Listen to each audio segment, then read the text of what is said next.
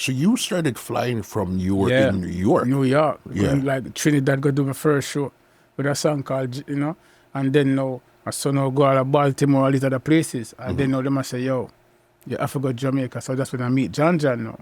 So but how did your name change from Screechy Rags? Because the to Chuck producer Fenda? Charles Moore said he want to change the name. When he started recording me, him say, you want to change the name. You want to call it Chuck Fenda. I mean, Why- my why voice Chuck was so rugged. They must say, yo, Yeah. you have a rugged voice, like solid like the Fender of a truck. So they must say, yo, my name is famous. They must say, yo, Chuck. Connors, they must say, you know what, Chuck Fenda. Yeah. I mean, I say, I must give me a name. And I said, no, when we go to Jamaica now, and they don't know, I start record for John, and I forward in back now and start the song. First song, me did there for those John, he shut him out and bad man talking.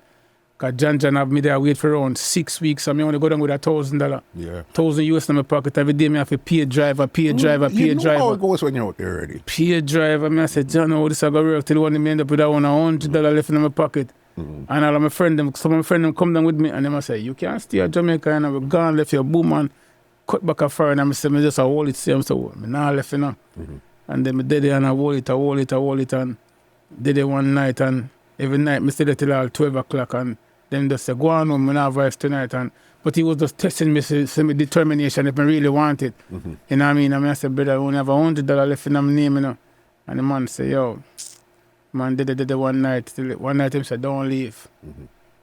And he must say, you're a night tonight, And midnight, the man called me in the studio and put on the tight clothes with him. That time, Bounty Killer upon the song and said, them a ball for peace too. Doom, doom, doom, doom, doom, doom, doom.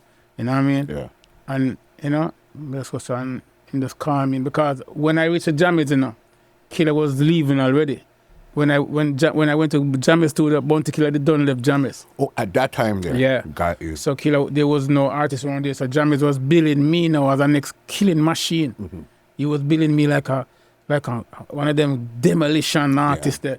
You know what I mean? Come and say, yo, be a gun song I want on the rhythm. So, you know what I mean? Some of this advice, be a gun brand new, shut them out and bad man talking, because I think he was trying to billing me like just be like something when we just are going to shoot down the whole world.